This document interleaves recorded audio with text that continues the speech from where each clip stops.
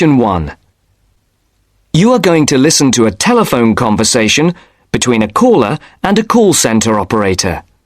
As you listen, complete the numbered spaces in the identification form in the book. First, you have some time to look at questions 1 to 5.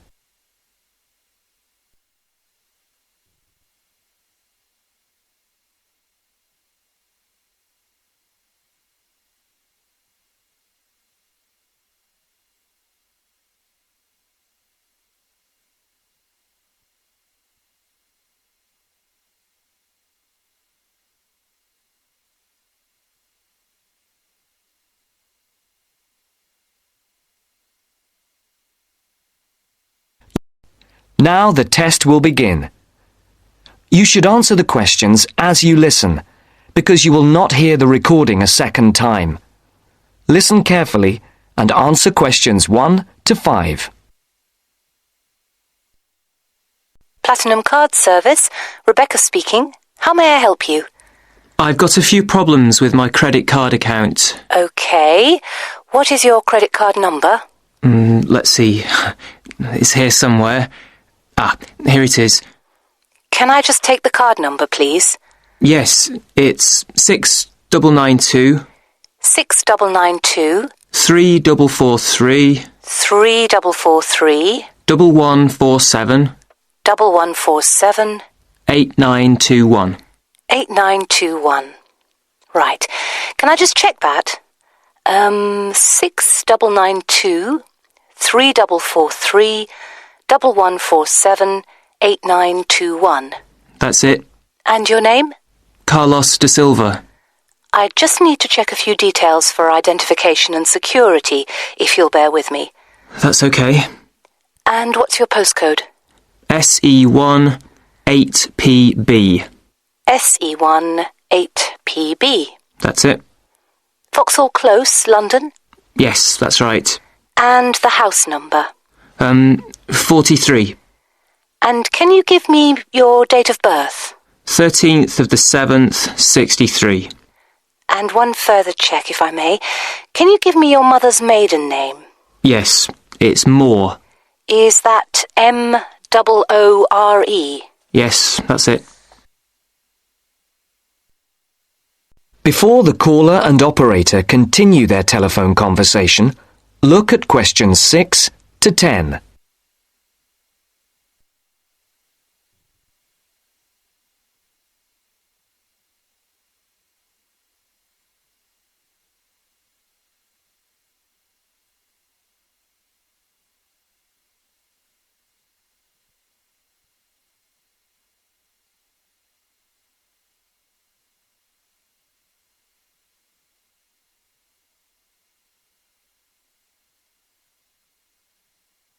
Now listen to the next part of the conversation and answer questions 6 to 10. For these questions, there are 3 alternatives: A, B, and C. Decide which alternative is the most suitable answer and circle the correct letter. Yes. Now, can we get on with this? Yes, sir, certainly. I'm sure you'll appreciate that all these checks are necessary for security reasons. So, what exactly is the problem? Problems? Okay. Well, first, your computer seems to have gone mad. I sent you £500 and on the statement for the account it shows that I only paid £300. Yes. The account does only show £300 was paid. Well, I paid the £500 in at the bank and I have my receipt, and my bank statement shows that £500 has been taken from my account. Oh, I see. What I'll do is check with the bank and see what they say. OK. You said there was something else? Yes, as if that wasn't enough. My account shows that £107.27 was paid to a company called Pan Express. I don't know who this is. Let's have a look. Well, it is genuine. I can assure you it's not mine. It was made on the evening of the 12th of May. Maybe it's a restaurant bill you forgot about? There's no way that... Oh, wait, hold on. Yes. Oh, it's okay. I've just realised what it is. It is a restaurant bill. The name of the company is different from the name of the restaurant. My mistake. I'm sorry. That's okay. Was there anything else? I don't know if I dare. What is it anyway? Well, it's, the amount of interest seems to have gone up. If you look at your statement for April, you'll see that the rate went down from 16.27% to 14.99% that month. Oh, yes, you're right. Was that everything? Yes, basically, it is. Okay. And can you check my payment? Oh yes, I'll do it. Can I phone you back? I'll be at home for the next 2 hours. I have to leave at 11. Right. What's your number? 020 7989 7182. Hold on. 020 7979? No, it's 7989 and then 7182. So it's 020 7989 7182. Yes, that's it. Okay, I'll phone you straight back. Thanks. Bye. That's the end of section 1. You now have half a minute to check your answers.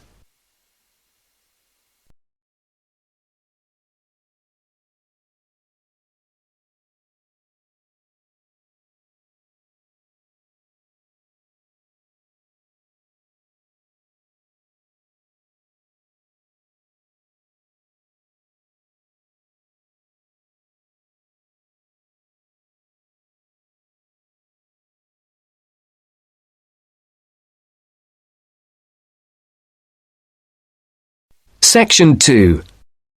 You are going to hear a radio interview about giving up smoking.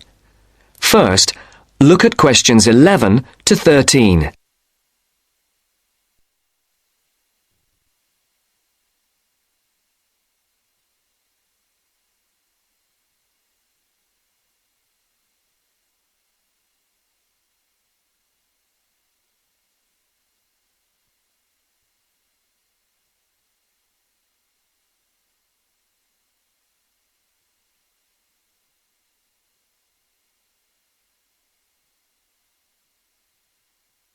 As you listen to the first part of the interview, answer questions 11 to 13.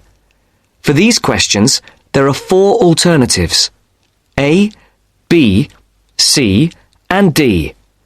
Decide which alternative is the most suitable answer and circle the correct letter. And now, let's hear what Mr. Gold has to say about kicking the habit of smoking. It was connected with wanting to change your life and your desire to become an actor. Is that right, Mr. Gold? Yes. So, can you tell our listeners a bit more about how you managed to give up? Well, I enrolled on a variety of evening courses where I found I wasn't able to do the warm-up sessions. Bending down to touch my toes made me breathless. Even though I hated to admit it, the problem wasn't so much my sitting around all the time, but my 15 to 20 a day smoking habit. If I'd been able to limit myself to 3 or 4 cigarettes a day, there'd have been no problem, but I was seriously addicted.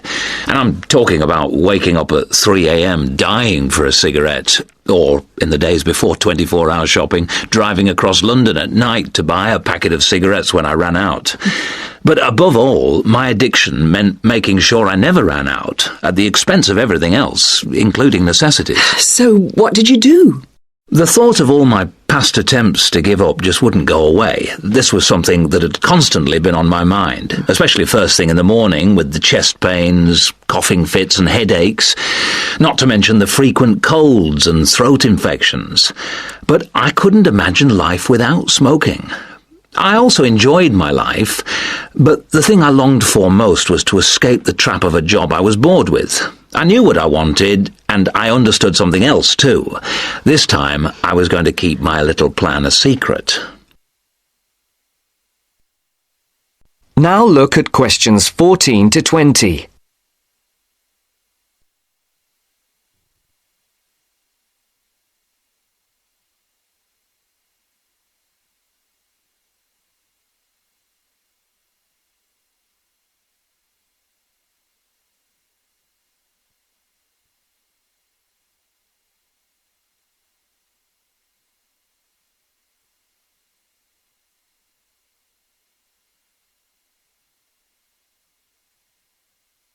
As the interview continues, complete the sentences.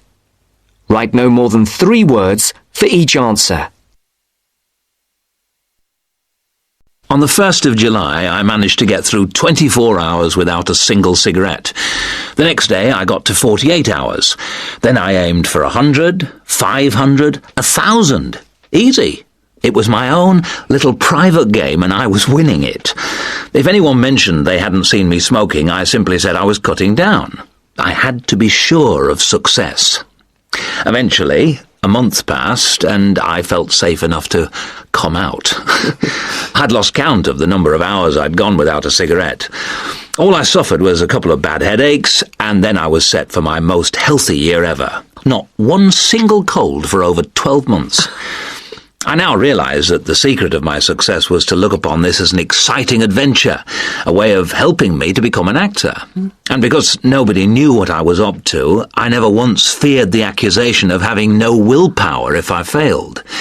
With the right attitude, the whole thing turned out to be a lot easier than expected. I finally did get into much better physical shape, go to drama school, and become a professional actor.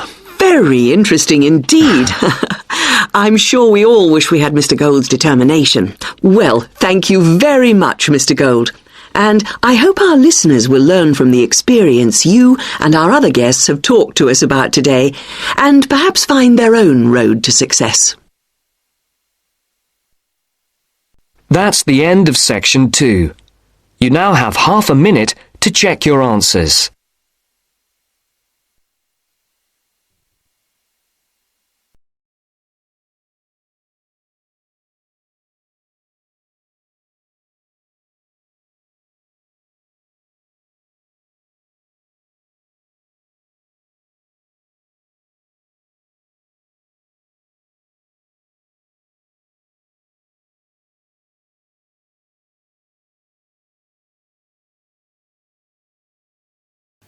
Now turn to section 3. Section 3. You will hear a conversation between a tutor and 2 students, Amanda and Jake. First, you have some time to look at questions 21 to 25.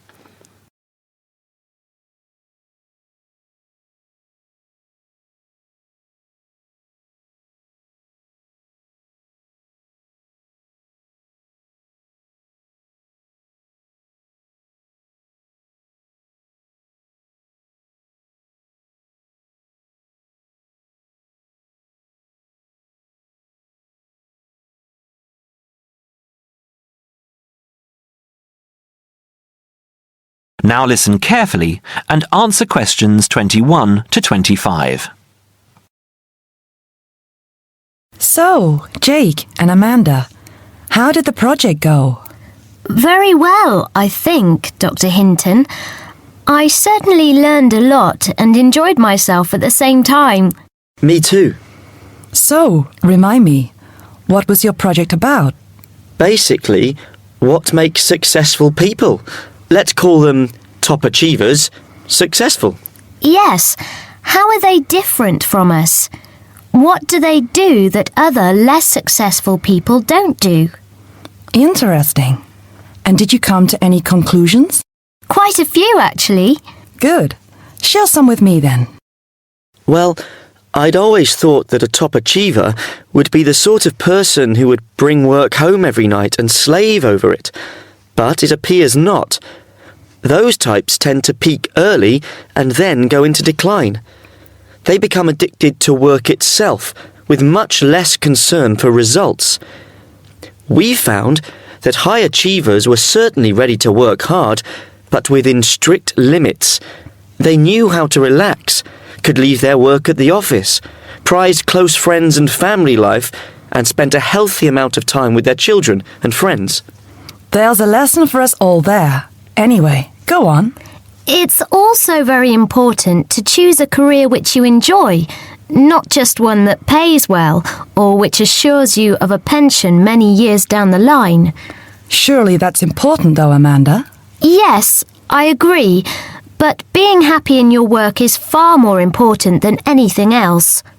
Top achievers spend over 2/3 of their working hours on doing work they truly prefer and only 1/3 on disliked chores. They want internal satisfaction, not just external rewards such as pay rises and promotions. Before you hear the rest of the conversation, you have some time to look at questions 26 to 30.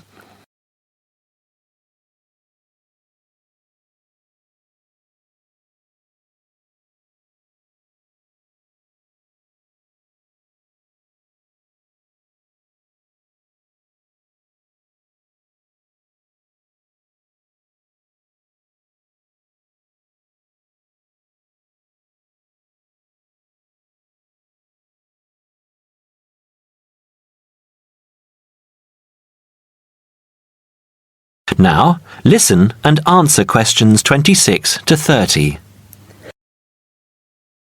Actually, in the end, they often have both, because they enjoy what they are doing, so their work is better and their rewards higher. Yes, Jake, that certainly makes sense. Now, can I ask you something? Do high achievers, as you call them, take many risks? Yes and no. I interviewed one business executive who told me he was able to take risks because he carefully considered how he could salvage a situation if it all went wrong. He imagined the worst that could happen, and if he could live with that, he went ahead. If not, he didn't take the chance. Other people prefer to stay in what I heard described as the comfort zone setting for security, even if it means settling for mediocrity and boredom too. Would you call top achievers perfectionists? Contrary to what I expected, no, I wouldn't. We came to the conclusion that a lot of ambitious and hard-working people are so obsessed with perfection that they actually turn out very little work. I happen to know a university teacher, a friend of my mother's, who has spent over 10 years preparing a study about a playwright. She is so worried that she has missed something, she still hasn't sent the manuscript to a publisher. Meanwhile, the playwright, who was at the height of his fame when the project began, has faded from public view. The woman's study, even if finally published, will interest few people. So, what has this got to do with top achievers? Well, top achievers are almost always free of the compulsion to be perfect. They don't think of their mistakes as failures. Instead, they learn from them, so they can do better next time. Well, would you call them competitive? High performers focus more on bettering their own previous efforts than on beating competitors. In fact, we came to the conclusion that worrying too much about competitors' abilities and possible superiority can be self-defeating. Yes, and we found that top achievers tend to be team players rather than loners. They recognise that groups can solve certain complicated problems better than individuals and are eager to let other people do part of the work. Yes, loners, who are often over-concerned about rivals, can't delegate important work or decision-making. Their performance is limited because they must do everything themselves. Well, it looks as if you two have done a thorough job and learned something into the bargain too. Now, there are just a couple of points I'd like to clarify with you. That is the end of section 3. You now have half a minute to check your answers.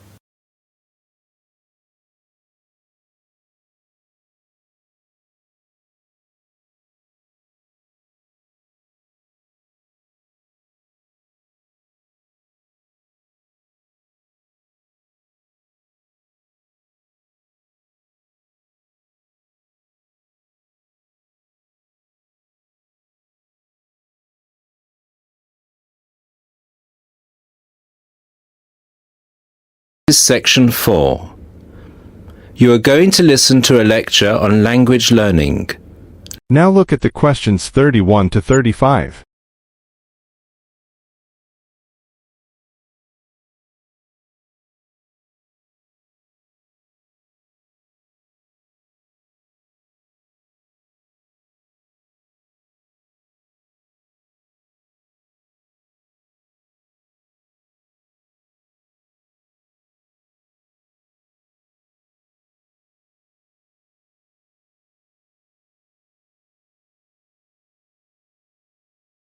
Now listen to the first part of the lecture and answer questions 31 to 35.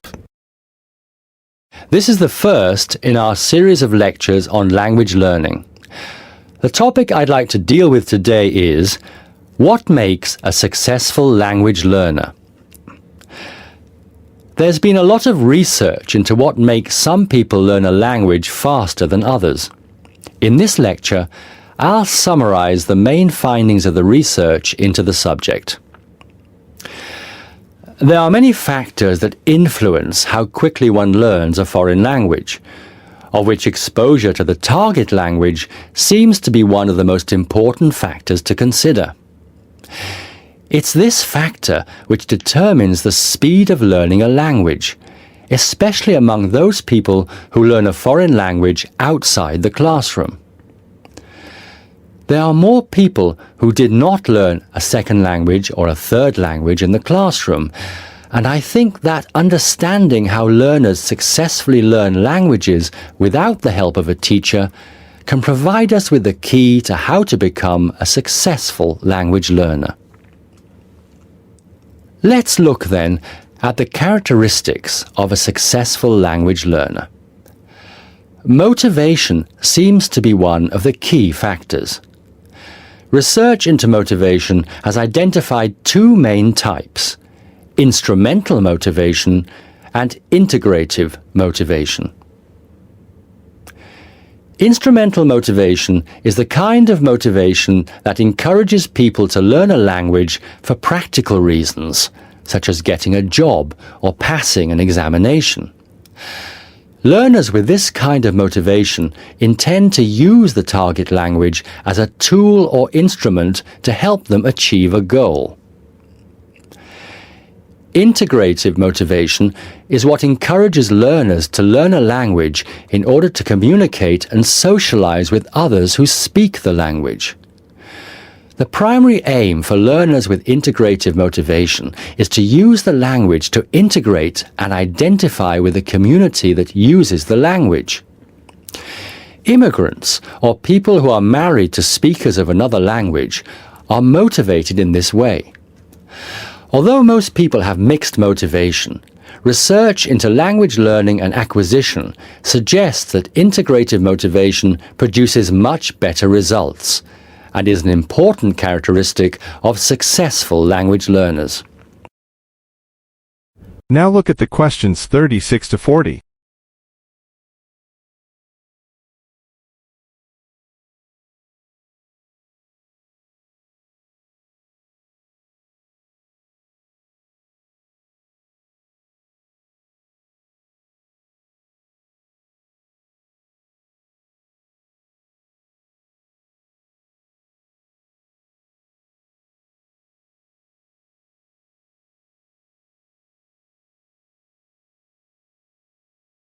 As the lecture continues, answer questions 36 to 40. Personality is another important factor in language learning. One does not need to be an extrovert to learn a foreign language, but willingness to experiment and take risks is essential. Introverted or anxious learners who are afraid of making mistakes find it harder to learn a language. Good language learners will try to experiment with different ways of learning vocabulary or grammar until they find the way that suits them best. Language is a complex system. Successful language learners often design complex learning systems to master a language. They think about how they learn and organize their learning accordingly. They develop their own learning style and use a range of learning skills, such as efficient revision techniques, systems for learning and organizing vocabulary, the ability to monitor their own speech, and the ability to plan their learning. Finally, age is another major factor to be borne in mind. Children seem to be in the best position to learn a foreign language rapidly and with the best results. Older learners can also be very successful and become proficient at using a language.